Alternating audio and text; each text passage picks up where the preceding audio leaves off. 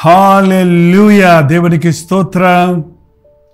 మరొక ప్రశస్తమైన సమయంలో మన దేవుని మాటలు వినడానికి, ఆయన నడిపింపులు పొందటానికి ఆయన సన్నిధిలో కనిపెడదాం, ఆయన వాక్యాన్ని ధ్యానిద్దాం. రెండొక చిన్న ప్రార్థన. పరిశుద్ధుడా, నీకు వందనములయ్యా. మాకు అవసరమైన సందేశమును, మనోవికాసము కలుగజేసే సందేశాలను మనం హెచ్చరించే, నడిపించే, ఆదరించే దైవవాక్కులతో మమ్మల్ని ప్రతిరోజు బలపరుస్తున్నాం. ఈరోజు మాతో మరలా మాట్లాడమని క్రీస్తు నామంలో అడుగుచున్నాము తండ్రి. ఆమేన్. ఆమేన్ చెప్పారా? దేవుడి స్తోత్రం. మన దేశంలో ఎలక్షన్స్ అయిపోయినాయి, రిజల్ట్స్ కోసం ఎదురు చూస్తున్నారు కదా. రేపు ఈ పార్టీకి ఎవరు అనేది కౌంటింగ్ స్టార్ట్ అవుతుందట. మరి ఎంతో నాయకులు, ప్రజలు కూడా ఏమి అని ఉవ్విళ్ళూరుతూ ఉన్నారు. మనం దేవుని యందు విశ్వాసం ఉంచితే, దేవుడు తన అధికారాన్ని ఎవరికిస్తే అది మనం అంగీకరించడం నేర్చుకోవాలి. ఆయన ప్రతి అధికారము పైనుండి వస్తుంది, దేవుని వలన కలిగినది తప్ప మరి ఏ అధికారము లేదని రోమేలుకు రాసిన పత్రిక 13వ అధ్యాయంలో రాయబడి ఉంది. కాబట్టి ఎన్నుకునేవాడు మానవులైనప్పటికీ నియమించేవాడు దేవుడే. ఒక దేశములో నీతి న్యాయములు ఉంటే ఆ దేశము ఘనత చెందుతుంది. చూడండి, సామెతల గ్రంథము 14వ అధ్యాయము 34వ వచనం. నీతి జనులు ఘనతకెక్కుటకు కారణము, పాపము ప్రజలకు అవమానము తెచ్చును. నీతి జనములు ఘనతకెక్కుటకు కారణము, పాపము ప్రజలకు అవమానము తెచ్చును. దేశంలో నీతి న్యాయాలు ఉన్నప్పుడు ఆ దేశానికి ఘనత కలుగుతుంది. దేశం అవినీతి పాలైనప్పుడు ఆ దేశానికి అవమానాలు కలుగుతాయి. కాబట్టి దేశ నాయకుల పని ఏంటి? నీతి న్యాయాలు దేశంలో ఉండనట్లుగా పరిపాలించాలి. ఆ జ్ఞానాన్ని, ఆ సామర్థ్యాన్ని, అటువంటి శక్తిని ఇవ్వగలిగిన వాడు సర్వాధికారి అయిన, సింహాసనాసీనుడైన ప్రభు. ఏ దేశంలో నీతి న్యాయాలు ఉండవో ఆ దేశం దరిద్ర దేశంగా మారిపోతుందండి. ఆ దేశంలో సమాధానం ఉండదు, క్షేమం ఉండదు, సమృద్ధి ఉండదు. చెప్పాలంటే కరువుల్లో ఉంటాయి. ఇవాళ కొన్ని దేశాలను మనం గమనించి చూసినప్పుడు చాలా దరిద్రతలో ఉన్నాయి. చంటి పిల్లలకు పాలులు కూడా లేని దేశాలు ఉన్నాయట. ఎండిపోయిన మనుషులు లొట్టలేసుకొని అస్థిపంజరాల్లాగా ఉన్న కొన్ని ఆఫ్రికన్ కంట్రీస్లో మరి ముఖ్యంగా చూస్తే, ఆ పరిపాలకులు ఎందుకు ఆ దేశం అలా ఉందంటే ఆ పరిపాలకుడు సరిలేరు. ఆ పరిపాలకుడు సరిలేనప్పుడు ఆ దేశంలో ఎన్ని వనరులున్నా, ఎన్ని జనాంగం ఉన్నా, జనానికి ఎంత సామర్థ్యం ఉన్నా అది చక్కబెట్టగలిగిన శక్తి కావాలి. తప్పుడు మార్గాల్లో, అడ్డ మార్గాల్లో ఏదో సాధిద్దామనుకునేవాడు ఎప్పటికైనా ఆగిపోతాడండి. ఎక్కడో చోట స్టక్ అయిపోతాడు, నిలిచిపోతాడు, మొత్తానికే పోగొట్టుకుంటాడు.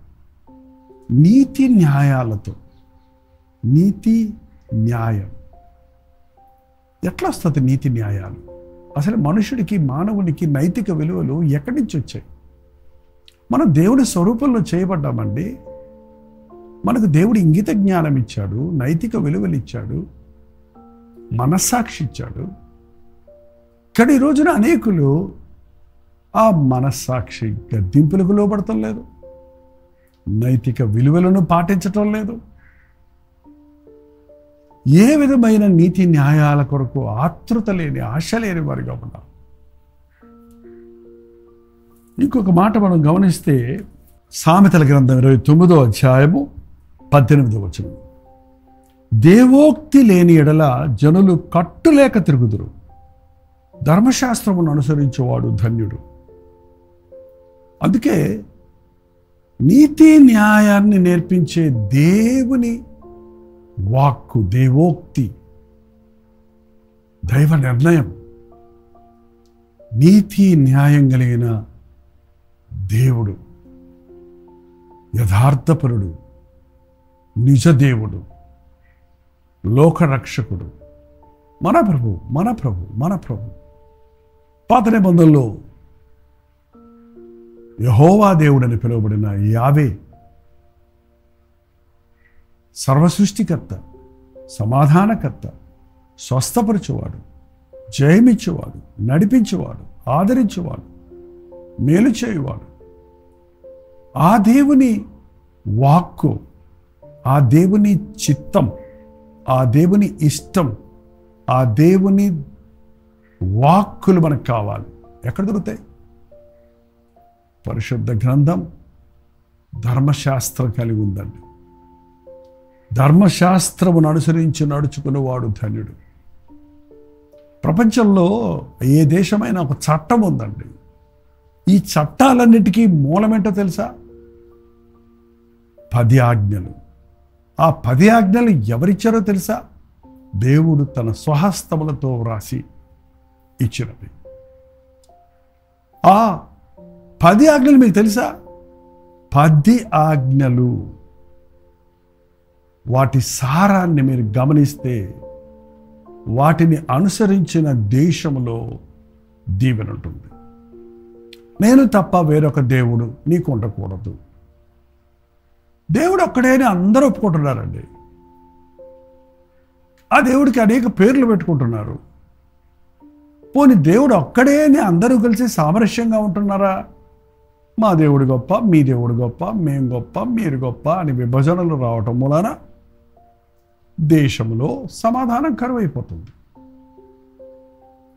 దేని రూపమును చేసుకొని దానికి సాగిలపడకూడదు.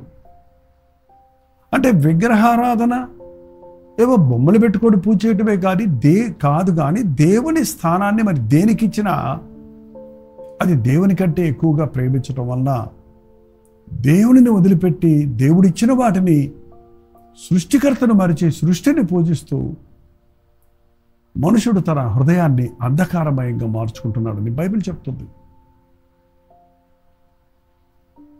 నీ దేవుడైన యెహోవా నామమును వ్యర్థముగా ఉచ్చరించకూడదు. దేవునిని దూషించేవారు, నిందించేవారు, వ్యర్థముగా ఆరాధించేవారు, దేవుడి పేరు చెప్పుకొని దండుకునేవారు, దేవుని పేరు చెప్పి మోసాలు చేసేవాళ్ళు, దేవుని పేరు చెప్పి వ్యాపారాలు చేసేవాళ్ళు, అబ్బా ఎంతమంది అండి ఈ రోజున. అందువల్లే కదా మానవుడు అంతకంతకి హీన స్థితికి దిగజారిపోతున్నాడు. ప్రభు చెప్పాడు, తల్లిని తండ్రిని సన్మానించు. వాళ్ళ తల్లిదండ్రుల మీద విలువలు లేవు. నీ తల్లిదండ్రులను నువ్వు సన్మానించకపోతే నీ పిల్లలు నిన్నెలా గౌరవిస్తారు? జన్మమిచ్చిన తల్లిదండ్రులను గౌరవించడం అనేది మరి ముఖ్యంగా మన భారతదేశంలో మన యొక్క సంస్కృతి. అది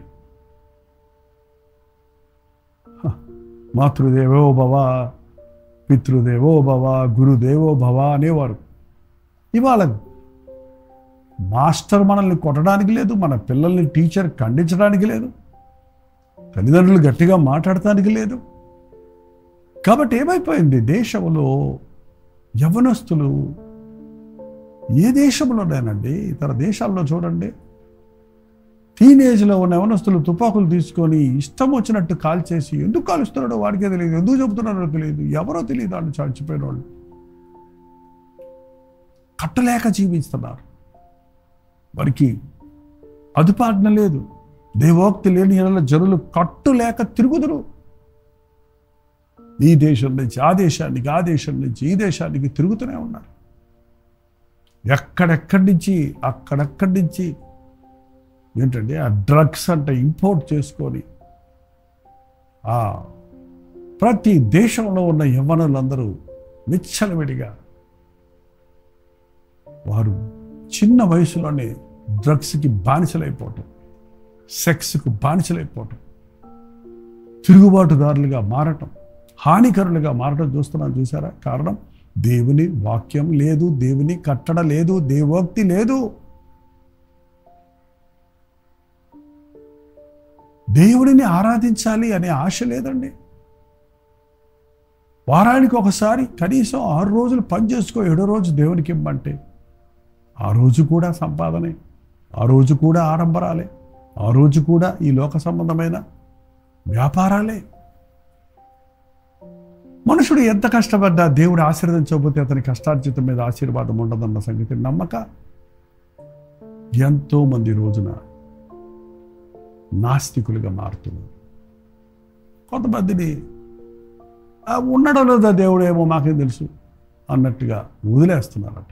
లేడు అనరంట, ఉన్నాడు అనరంట. వాక్యం చెబుతుంది నరహత్య చేయకూడదు. ఎంత భయంకరమైన హత్యలు జరుగుతున్నాయండి. కత్తులతో పొడుచుకునేవారు, పిస్టల్తో కాల్చుకునేవారు, పీకు నిలిపి చంపేసేవారు, మత్తు మందులు ఇచ్చి చంపేవారు, మానభంగాలు చేసి ఆ మనుషుల్ని చంపేసి కాల్చేసేవాళ్ళు. ఎంత భయంకరమైన కట్టులేని పరిస్థితి. మునుపెన్నడూ విననటువంటి పరిస్థితులు ఈ అంచెదినాల్లో మనం చూస్తున్నాం. కారణం, క్రైస్తవ దేశాలన్న దేశాలు కూడా దేవుని వాక్యాన్ని పక్కన పెట్టేశాయి. 10 కమాండ్మెంట్స్ అమెరికా లాంటి దేశాలను తీసేశారట. ఒకప్పుడు అభివృద్ధి పేరు మోసిన దేశంగా ఉన్నటువంటి దేశాలు, మా ఇంగ్లాండ్ దేశానికి జయానికి కారణం బైబిలే అని చెప్పేవారు ఆ రోజుల్లో. ఆ బైబిల్ని పక్కన పెట్టిన మొదలు ఎంత భయంకరమైన దరిద్రతలోనికి ఆ దేశం దిగిపోయిందో చూడండి. ఎంతగా అమెరికా దేశం వంటి దేశాలు కూడా ఆర్థిక నిరుద్యోగ సమస్యలకు, దరిద్రతకు గురవుతున్నాయో మనం లోతుగా ఆలోచిస్తే గ్రహించగలుగుతాం. మహిమ పోయింది. దేవుని వాక్యాన్ని విరుద్ధంగా ప్రవర్తించేవాడు దీవించబడడు. చట్టవిరుద్ధమైన కార్యాలు తత్సమయానికి మేలుగా ఉంటాయేమో కానీ వాటి పర్యవసనాన్ని అనుభవించవలసి వస్తుంది. నరహత్య చేయకూడదు, ఒకరినొకరు ద్వేషించుకోవద్దు, గ్రూపిజం వద్దు, కొట్టుకోవద్దు, జాతి కుల మత భేదాలు వద్దు అని చెప్తూనే ఉన్నాం అందరం. కానీ వాటిని పాటించడం వలన దేశం మొక్కల చెక్కలైపోవటం, అభివృద్ధి వెనకబడిపోవటం గమనిస్తున్నాం. ఇలా చెప్పుకుంటూ పోతే వ్యభిచరించకూడదు, నరహత్య చేయకూడదు, దొంగిలికూడదు. చిన్న చిన్న దొంగతనాలు కాదండి, పెద్ద పెద్ద కుంభకోణాలు అంటారు చూడండి. లంచం పుచ్చుకోకూడదు, అన్యాయపు సాక్ష్యాలు చెప్పకూడదు. ఈ చట్టాన్ని వాళ్ళు బోధించే క్రైస్తవ సంఘాలు కూడా లేవండి. దేవుని నామాన్ని ధరించిన మీరు కనీసం ధర్మశాస్త్రానికి లోబడుతున్నారా? దేవుని వాక్యానికి భయపడుతున్నారా? వాక్యానుసారంగా మీ బిడ్డలను పెంచుతున్నారా? దేవోక్తి లేని ఎడల జనులు కట్టు లేక తిరుగుతారు. నీతి ప్రజలను ఘనతకు కారణమవుతుంది, పాపము అవమానాన్ని తీసుకొస్తుంది. ఈ రోజున మన దేశం కొరకు, ఈ ప్రపంచ దేశాల కొరకు సై అంటే సై అంటూ కాలు దూవుతూ ఒకరినొకరు చంపుకోవడానికి ప్రయత్నిస్తున్నారే కానీ సమాధాన సమావేశాలలో కూడా సమాధానాన్ని కనుగొనలేని వారిగానే ఉండిపోతున్నారు. కారణం, సమాధానకర్త అయిన ప్రభు మనకు ఉన్నాడన్నది నమ్మక, ఆయన మాట వినక, ఆయన వాక్యానుసారంగా, ఆయన ధర్మశాస్త్రం ప్రకారంగా మనం బ్రతకని మొలాలి. న్యాయ దినాలలో దేవుడు నీతి న్యాయములు కలిగిన నాయకులను, దేశములను పరిపాలించే సామర్థ్యత కలిగిన నాయకులను లేపినట్లుగా మన దేశంలో ముఖ్యంగా దేవుడు తన కోరుకున్న వారిని ఈ దేశ నాయకులుగా ఏర్పరిచి దేశము మరింత సమృద్ధిలోనికి నీతి న్యాయములతో ఘనతకెక్కినట్లుగా మనం ప్రార్థించబద్ధులమై ఉన్నాం. భారతీయులుగా మన బాధ్యత ఈ లోకానికి ఉప్పుగా వెలుగుగా ఉండమని ప్రభువు చెప్పాడు కనుక మన దేశంలో మనం సాక్షులుగా, పరిశుద్ధులుగా, మాదిరికరంగా బ్రతకడానికి, వాక్యానుసారంగా జీవించుటకు దేవుని కృప కొరకు వేడుకోవాలి. ప్రార్థన. పరిశుద్ధుడ, ప్రేమగల తండ్రి, నాకెందుకు వచ్చిందిలే అనే మనస్తత్వం కాక, నా దేశం కోసం నేను ప్రార్థించాలనే ఆశ, మా దేశంలో నీతి న్యాయాలు వర్ధిల్లాలనే కోరిక, నీ నామానికి ఘనత తెచ్చే జీవితాలు, నీ నామాన్ని ధరించిన మేము జీవించి ఈ లోకానికే ఆశీర్వాదకరంగా ఉండాలని ఆశించుటకు మా ఒక్కొక్కరికి నీ సహాయం చేయండి. మా దేశంలో నీ గొప్ప కార్యాలను రాబో దినాల్లో జరిగించమని క్రీస్తు నామములో అడుగుచున్నాము తండ్రి. ఆమేన్. తండ్రి అయిన దేవుని యొక్క ప్రేమయు, కుమారుడైన క్రీస్తు యొక్క కృపయు, ఆదరణకర్త అయిన పరిశుద్ధాత్మ యొక్క సహవాసమును కూడి వచ్చిన మనందరికీ ఇప్పుడును సదాకాలము తోడయుండును గాక. ఆమేన్. దేవుని స్తోత్రం. మీ ప్రార్థన అవసరాల భారాలు 954041 నెంబర్కి, మరి ఇతర దేశాల్లో ఉంటే 91001008 నెంబర్కి ఒక టెక్స్ట్ లేక వాయిస్ మెసేజ్ ద్వారా వాట్సాప్ పెట్టండి. మీ పక్షంలో మేము ప్రార్థిస్తున్నాం. మీరు కూడా ప్రార్థించండి. తప్పక దేవుడు మనల్ని కనికరిస్తాడు. మనల్ని బట్టి మన దేశాన్ని, మన కుటుంబాన్ని కూడా ఆయన ఆశీర్వదిస్తాడు. భవిష్యత్తుమైతే మధ్యాహ్నం 3 గంటలకి హెచ్చరిక, అలాగే రాత్రి లైవ్లో, జూమ్లో 9 గంటలకు మళ్ళీ కలుసుకుందాం. అంతవరకు దేవుని మహాకృప మీకు తోడైన.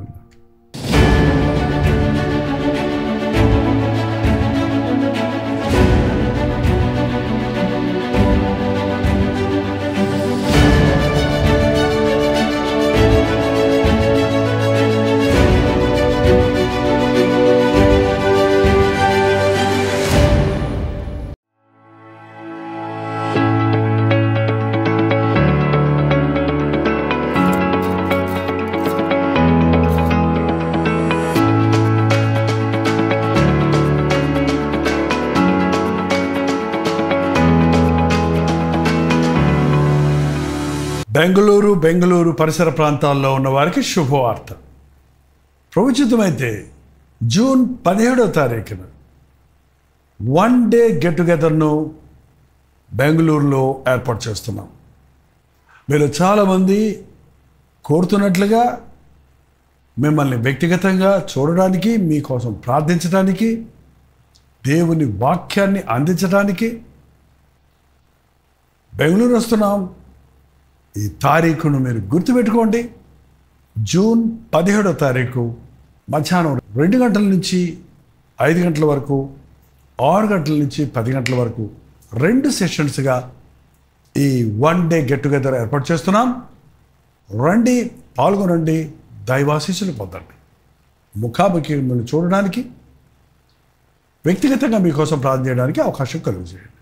జ్ఞాపకం ఉంచుకోండి, జూన్ 17వ తారీఖు మధ్యాహ్నం 2 గంటల నుంచి 5 గంటల వరకు, 6 గంటల నుంచి 10 గంటల వరకు 2 సెషన్స్గా ఈ 1 డే గెట్ టుగెదర్ బెంగళూరులో ఏర్పాటు చేస్తుంది. చిరునామా గమనించండి.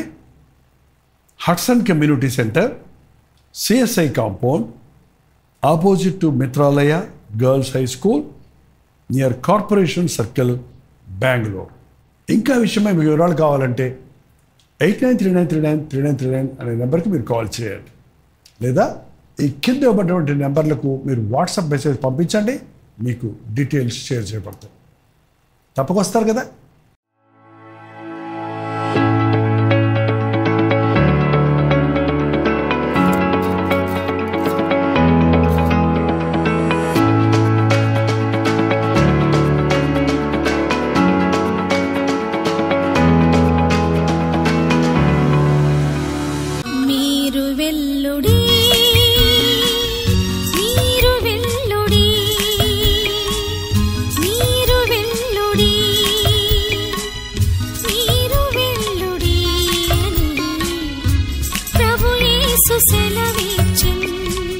హల్లెలూయా. ప్రభు చిత్తమైతే జూన్ 18వ తారీఖున ఒక 1 డే గెట్ టుగెదర్ను విజయవాడలో చాలా కాలం తర్వాత మీ కొరకు ఏర్పాటు చేస్తున్నాం.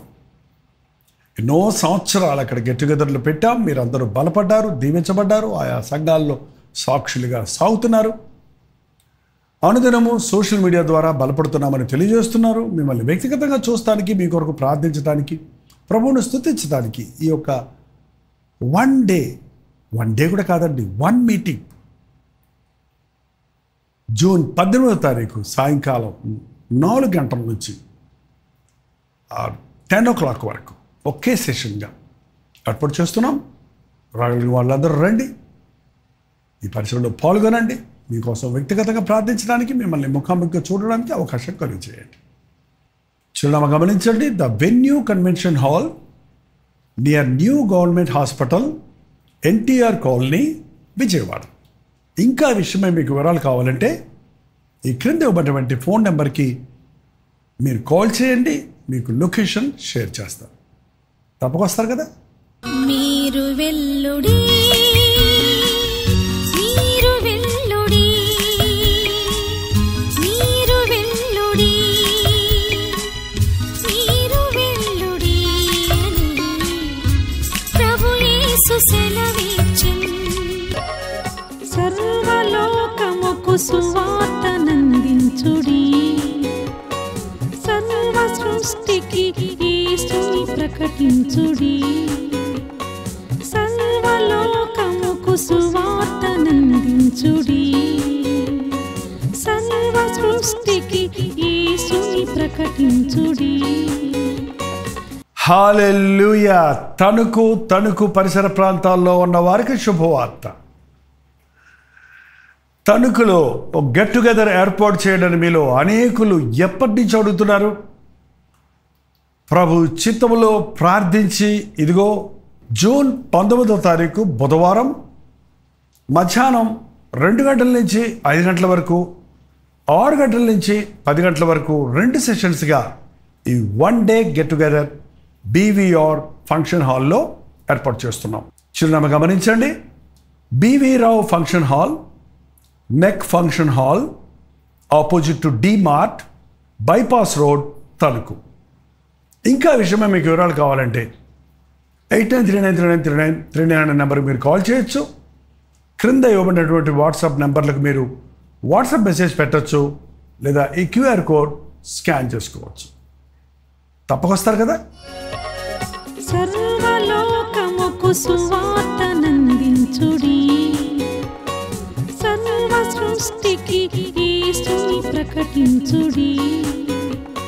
ఉదయకాల స్తుతులు నీకు సదయుడా నీవందుకొనుము, ముదముతోడ నీదు మహిమ ప్రస్తుతించి పాడెదను. ఉదయ